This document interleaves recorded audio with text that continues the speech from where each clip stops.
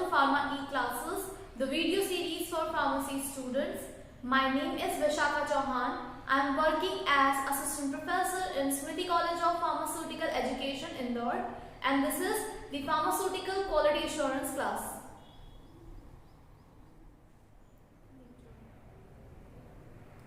So the next topic is the review and control of the batch manufacturing record. How the review process will take place. We'll see the review and control, both the processes were done by the quality assurance department. ये दोनों चीजें जो है quality assurance department की responsibility है करना.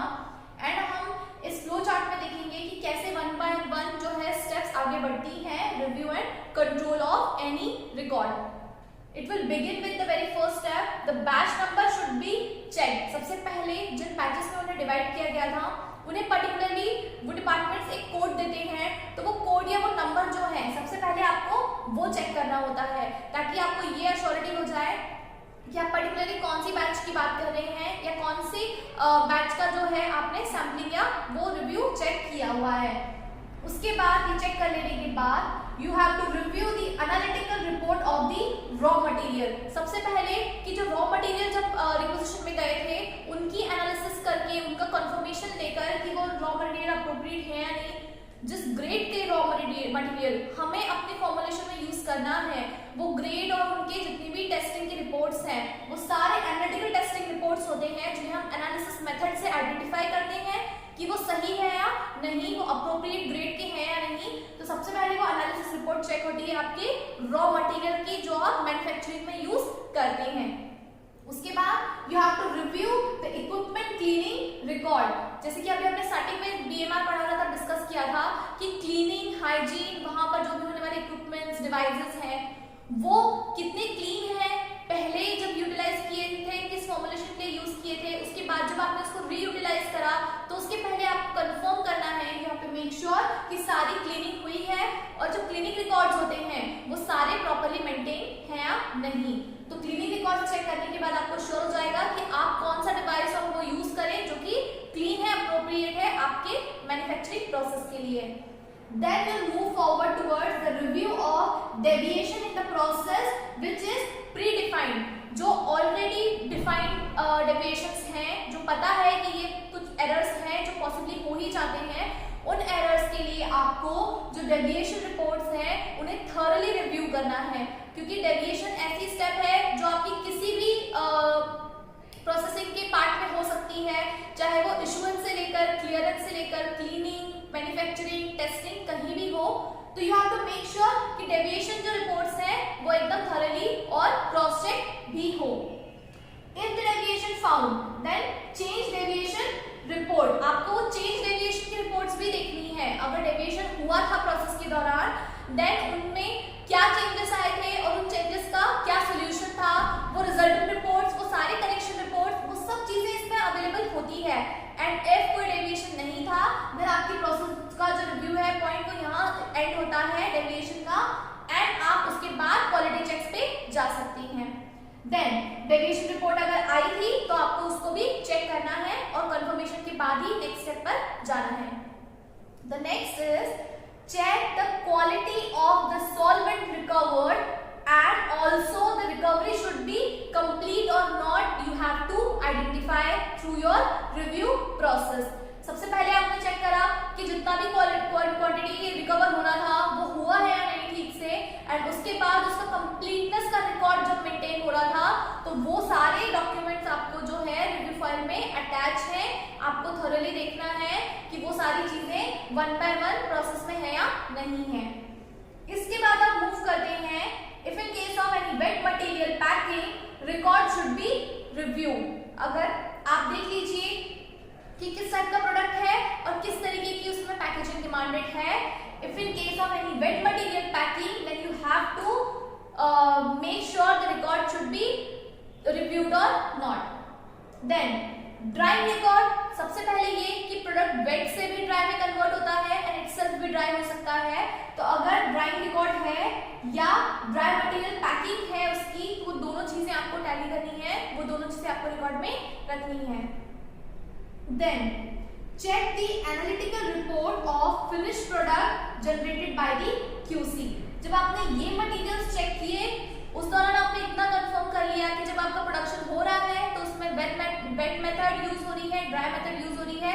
If in case product dry form में बन रहा है देन आपने उसका पैकेजिंग चेक करा है, पैकिंग चेक करा है। And if in case wet में बन रही है देन उसे ड्राई किया हुआ है, रेट ऑफ ड्राइंग, वो सारी चीजें आपने अच्छे से चेक करी। देन प्रोसेसिंग पार्ट में जब आप आ चुके हैं then finally you will get the yield और द प्रोडक्ट, तो उसे हम कहते हैं फिनिश गुड या फिनिश प्रोडक्ट। तो फिनिश प्रोडक्ट के केस में भी आपको QC की जनरेट की हुई रिपोर्ट कि किस तरीके से उन्होंने parameters one by one check किए, किस तरीके से उन्होंने एक एक होल्डिंग्स पर अलग अलग रिपोर्ट्स अटैच करी हैं, इधर पॉजिटिव और नेगेटिव, वो सारे कंफर्मेशन आपको इसी दौरान लेने हैं जब QC रिपोर्ट आपके पास आती है। तो ये रिपोर्ट भी आपको QA मेंबर्स को अच्छे से चेक करनी होती है। अब आपने चेक कर ली QC की रिपोर्ट्स, अब आप मुड़ेंगे कि finally the attach review report with specific number. एक रिव्यू रिपोर्ट को बैच के अकॉर्डिंग एक एक पार्ट में डिवाइड करके एक पर्टिकुलर बैच के साथ अपनी अपनी रिपोर्ट्स या प्रोसेस की अपनी अपनी रिपोर्ट्स ये सारी चीजें अटैच होती है।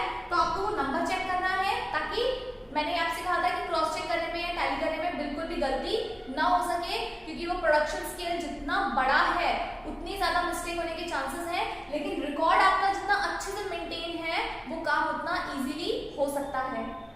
Finally, the attached review report with specific number given by the QA and sign and date also done by them।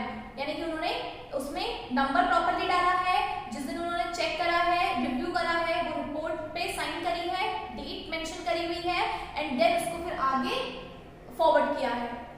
The next step, if everything is fine, if in case की सारी process में सभी चीजें सभी reports जो है वो बिल्कुल सही है, प्रोसेस बिल्कुल स्मूथ आई है यहाँ तक, then pass that particular batch and allow to dispatch. अगर वो प्रोडक्ट फिनिश गुड प्रोडक्ट है, पैकेजिंग वगैरह वो सारी चीजें आप एक बार टैली कर लीजिए और लेबलिंग रिक्वायरमेंट वगैरह उन्हें बताकर और फिर आप उसे डिस्पैच की परमिशन दे सकते हैं। एंड इफ नॉट, यहाँ पर आने के बाद अगर ये केस है कि if everything you do not find it right then फिर आप उस प्रोसेस को थोड़ा सा रिवाइंड कीजिए कि जहां पर QC डिपार्टमेंट के प्रोसेस की बात आती है, जहां तक आप स्टेप्स वापस जब जाएंगे जहां पर QC रिव्यूज हुए हैं, आप QC डिपार्टमेंट के उस पर्सन जिसके वहां पर ऑथराइज्ड सिग्नेचर्स हैं, जिस लास्ट डेट पर वो साइन हुआ था, उन्हें आप जो है इसके लिए कन्फ्रंट कर सकते हैं कि जो भी चेंजेस है वो एक बार थोड़ा सा आकर रिव्यू कर ले और QA टीम की थोड़ी सी हेल्प कर दें। देन अगर if everything fine then dispatch किया और send the record in safe custody with the QA department. और फिर आपको उस पर्टिकुलर रिकॉर्ड को जो आपने रिव्यू कर लिया है, जो आपने चेक करके कंफर्म कर दिया है, उसे आप QA डिपार्टमेंट में बिल्कुल सेफ कस्टडी में स्टोर कर सकते हैं।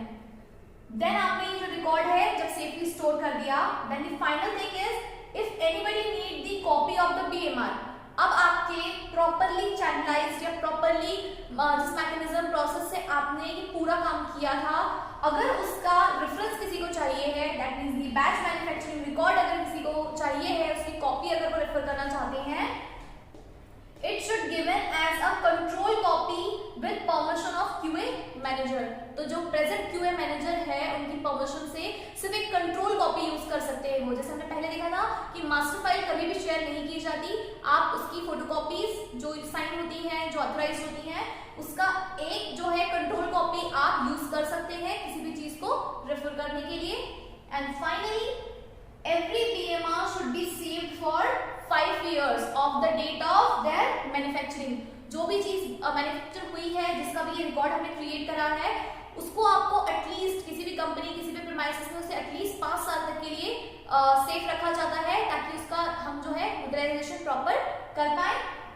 And after that it should be destroyed as per the standard operating procedures, यानी कि आप SOP देखकर ही उसे डिस्ट्रॉय करें, क्योंकि हमारे पास अगला यानी कि जो भी अपडेटेड वर्जन होगा BMR का, यानी इससे जो गलतियां हो जाती हैं या जो नई चीजों को यूज करके हम अपडेट कर सकते हैं, उन्हें यूज करके जब हमने अगला BMR क्रिएट कर लिया है तो उसे हम फर्दर रेफरेंस के लिए यूज करते हैं, और जो उसका पुराना वर्जन है या जिसका यूटिलाइजेशन नहीं हो रहा होता है, उन चीजों को हम जो है प्रॉपर SOP के साथ ही डिस्ट्रॉय करते हैं या हटा देते हैं वहां से।